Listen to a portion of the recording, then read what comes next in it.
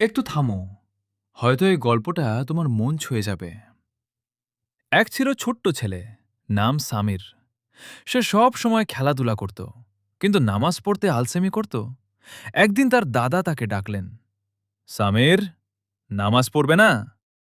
সামির বলল, পরে পড়ব। দাদা হেসে বললেন, যদি পরে আর না আসে? সামির একটু চুপ হয়ে গেল। তারপর দাদা কুরআনের একটি কথা মনে করিয়ে দিলেন, নিশ্চয়ই নামাজ মানুষকে খারাপ কাজ থেকে বিরত রাখে। সূরা উল আনকাবুত। সামির ধীরে ধীরে উঠে দাঁড়াল। সে বলল, আমি এখনই নামাজ পড়ব। সেদিন থেকে সে আর দেরি করল না। আসসালামু আলাইকুম।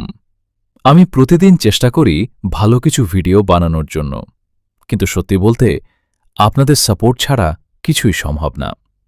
যদি আমার ভিডিওগুলো আপনার ভালো লাগে তাহলে প্লিজ আমার চ্যানেলটা সাবস্ক্রাইব করে রাখবেন, আর একটা লাইক বা ফলো আমার জন্য অনেক বড় অনুপ্রেরণা।